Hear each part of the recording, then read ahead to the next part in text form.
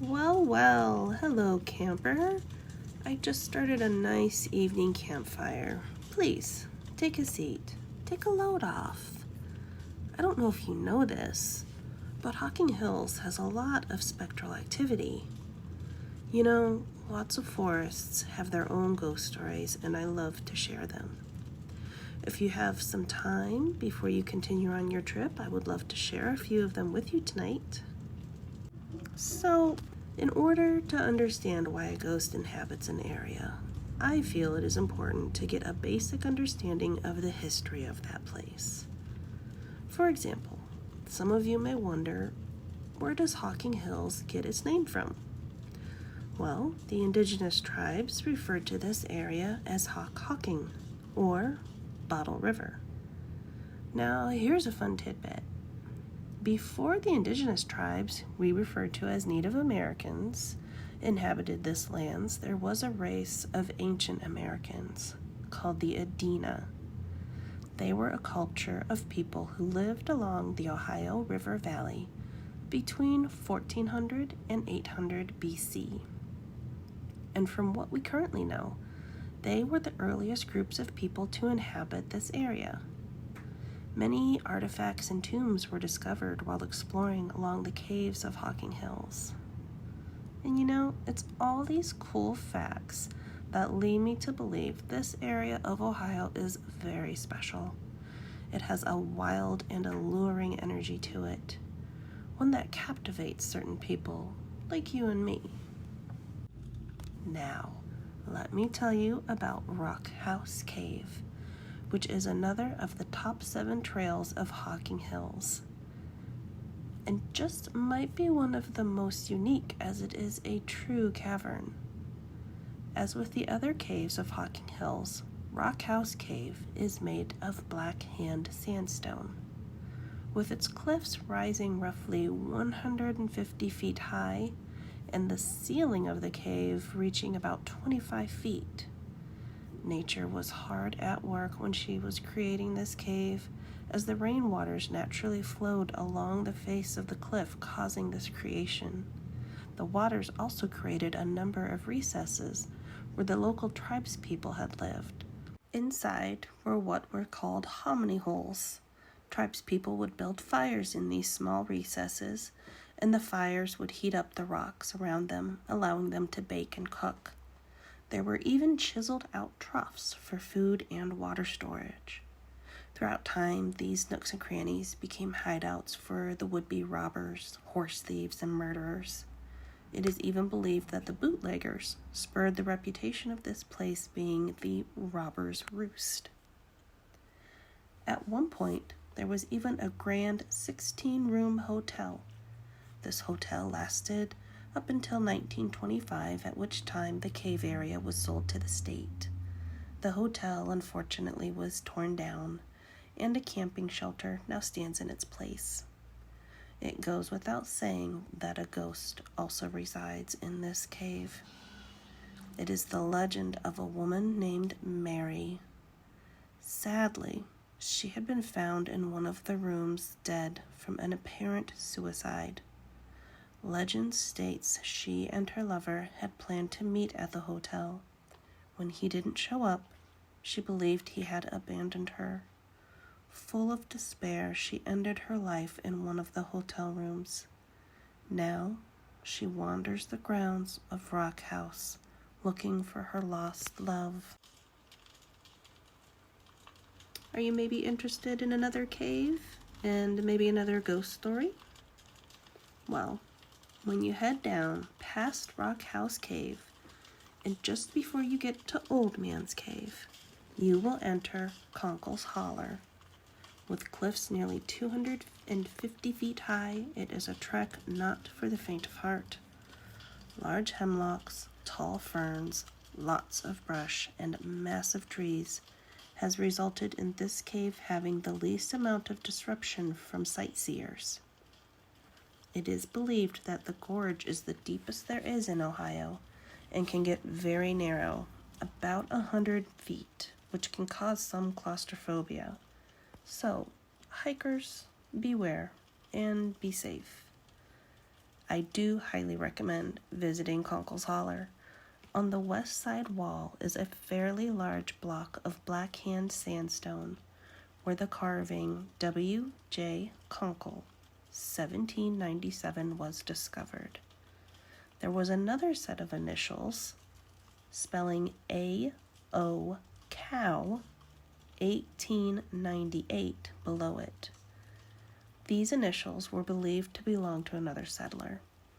Unfortunately, as sandstone is prone to withering, the signatures have now worn away.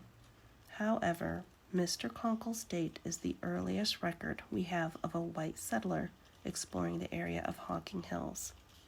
It is believed that Old Man Conkle loved his holler, so much so that he will appear to anyone showing the holler any disrespect. I recommend while you're visiting Mr. Conkle's Holler that you pay your respects.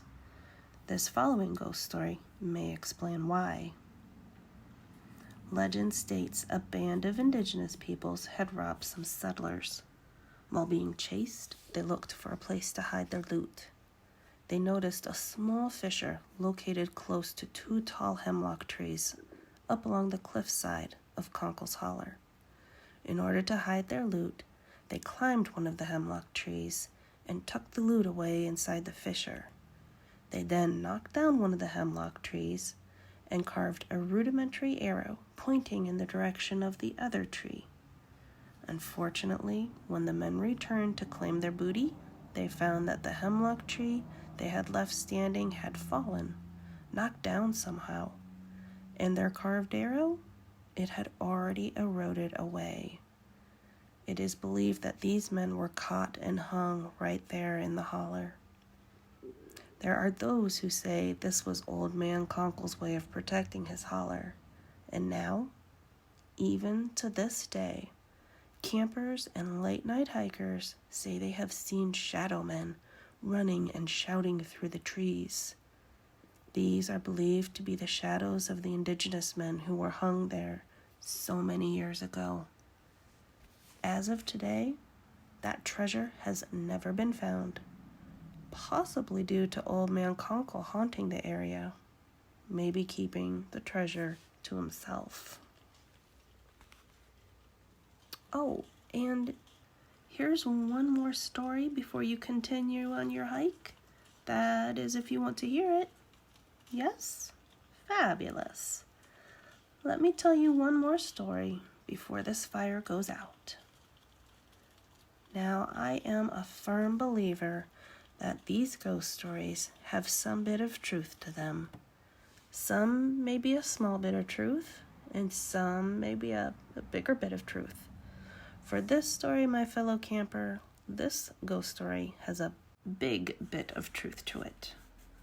On July 30th, 2012, a young man by the name of Clinton Dart was out fishing at Scott's Creek when he noticed something curious sticking out of the water. Upon further inspection, what Mr. Dart found was a wooden wagon wheel. It was dated to the late 1800s by the Hocking County Historical Society. Mr. Dart tried to donate the wheel to the society, but oddly they said they had no room for it. So now it is kept safe by Mr. Dart in his home. It is speculated that this wheel belonged to a newlywed couple named John and Clara Bensonhaver. Per an article written August 18, 1887, of the Sentinel newspaper of Logan County, Mr. and Mrs. Bensonhaver had barely been married a year before meeting their death. While making the journey home, Mr. Bensonhaver steered his horses into Scott's Creek, probably in an attempt to cut their trip short. Unfortunately, Mr. Bensonhaver turned his horses right into the area of the creek known as the Death Hole, aptly named due to the strong undertow caused by an immediate 15 to 20 feet drop. The article states some residents were unaware of this drop and the dangers it could cause, while other residents reported seeing cows wading into the water and sinking straight down, later surfacing dead about 20 feet downriver. It is said that when the bodies of Mr. and Mrs. Benson-Haver were recovered, they noted that Mr. Benson-Haver's watch had stopped at 10:25, and that is believed to be the time he died. This article notes, though, how it's odd that the bodies were discovered with their heads facing the banks, yet the wagon and the horses had all been swept downriver. Some speculate that the wagon had fallen over and maybe the couple got stuck underneath and drowned. And then eventually the wagon was picked up again by the river and carried downstream. No other investigation was conducted, and the coroner deemed that the couple died from accidental drowning. Some thought it was odd that the Benson-Havers were unaware of Death Hole and the dangers it faced.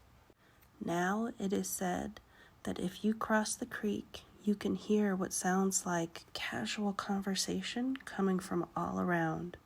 Then, suddenly, screams and cries are heard, including the terror-filled cries of horses all around you.